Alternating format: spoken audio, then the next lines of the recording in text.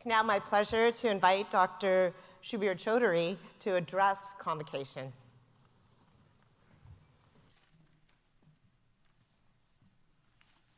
Good afternoon. It's great to be here in Canada. I'm flying all the way from Los Angeles. Last night, landed around at 9 p.m. in Toronto. So thank you so much for this opportunity. I was a no one.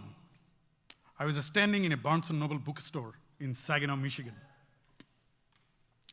Saginaw, as you know, is not far from here, just on the other side of Lake Huron. It is an industry town, not a fancy place. I grew up in Bangladesh. Getting to Michigan felt like a million miles from where I started. In my mid-20s, after getting my graduate degree, I got a job as a quality engineer in a GM plant in Saginaw, Michigan. While I enjoyed my work, I wanted to make a more lasting contribution, a contribution that would make a difference to others, one that would even outlive me. So after working all day, I spent my nights poring over business management books. That night, in the bookstore, I picked up a collection of essays by some of the best-known leadership minds of the time, each one describing what leadership needed to look like in the 21st century. This book was bursting with energy and insight. I bought it and could not stop reading. That night, I could not sleep. My mind was on fire. This book was brilliant, and I could see that it had missed a key point, that success depends on how well you bring together people, technology, and processes. The more I thought about it, the more sure I became. At 3 in the morning, I got out of my bed and created a list of all great management thinkers I knew, about a dozen names. My vision was to write a book with all of them, one that would fill the other book's gap. For the next 2 years, I pursued every person on my list. They all said no, over and over. That was no surprise. I was no one. A young guy with a brown skin, an accent, and no credential. But I believed in myself, and I was relentless. One of the first to finally say yes was a professor, Lawrence Tapp. He was someone I admired, and I was hungry to work with him. I wrote to him, I phoned him. Finally, he said to me, "Okay, Subir, I understand your vision now, and I see how hard you work. I will work with you." To be honest, I'm still not sure if he agreed just to get me to stop pestering him. With Professor Tapp on board, other people agreed to participate. In the end, every single one of the people on my original list contributed to my book, and the book became a bestseller. I learned so much from all of them, and by working with them, I became recognized as an expert myself, even though I was no one.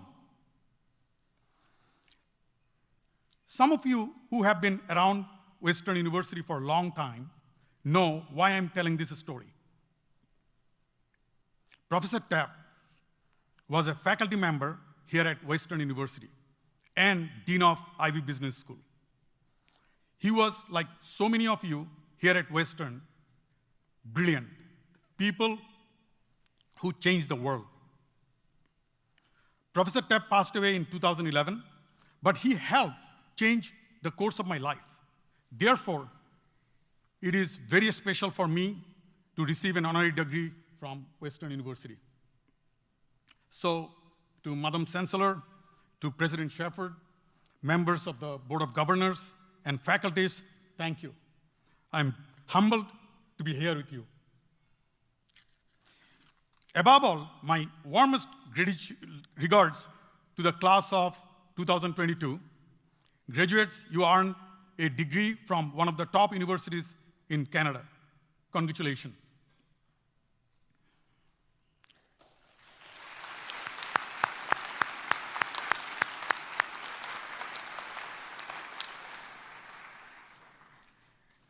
And let's all give a special thank you and congratulations to your families and friends for supporting you through your studies.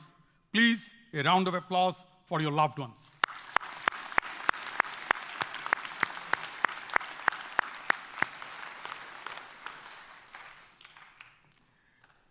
Graduates, I do not have to tell you that these are challenging times. Many people feel anxious about the future. Maybe even you today are worried about what comes next.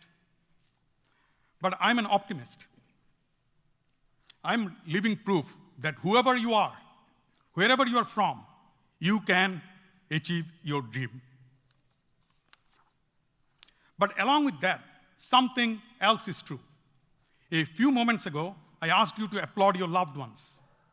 I did that because you cannot succeed without other people. I have met hundreds of leaders around the world, CEOs, cultural icons, university presidents, heads of state. Many of them are incredibly inspiring. Like Professor Tapp, they accomplish great things while also bringing out best in others. But I've also met many people, supposedly successful people, who are unhappy and unfulfilled. They may be successful when it comes to their professional lives, but their families are broken. They have no true friends. Regardless of their professional success, underneath the surface, they are unhappy and unfulfilled. So today, I want to share with you 3 lessons I have learned about true success. These 3 lessons apply regardless of your field of work: technology, finance, social justice, anything. But don't worry, they're all brief. First lesson, reach out. Second, start with love. Third, just get the water. So my first lesson, reach out. Grandparents are special people. Growing up in Bangladesh, I was very close to my own grandfather. He was very wise, and he inspired me to believe in myself. He told me that when you spend time with people, you become like them. So choose carefully. People who succeed have a certain positive drive and optimism. He told me to spend time getting to know them and learn from them. I thought of that when I was standing in that Barnes & Noble. I knew that if I wanted to be an influential management thinker, I needed to join the community of management thinkers and learn from them. So I reached out to Professor Tapp and the others. I knew they would turn me down at first, but I was persistent. And once they understood me, they opened doors and helped me achieve my vision. Many of them remain still today my close friends. I'm telling you, don't just admire your role models from afar. Reach out to them. My grandfather used to say, if someone is alive, you can reach them. If someone is alive, you can reach them. Do not be afraid to reach out. Connect with those who inspire you. You may be surprised that you will inspire them. Lesson 2, start with love. I once met with a client whose business was struggling He looked exhausted. He told me he had been working 18-hour days to keep his company growing and rarely saw his wife. He had not spoken with his adult daughters in several months. So to me, this was a clear warning sign. He has lost track of what was most important in life. Here was my advice to him. Call your daughters right now. He was not happy with my advice. He reminded me that he hired me as a quality consultant and that my advice was not helping him solve the problems with his company. My response, I think you are the problem with your company. You are driving yourself and your people too hard. I'm going to end our meeting right now. Use the rest of our scheduled time to call your daughters. If it does not help, you can fire me. And I walked out. I thought he would fire me on the spot.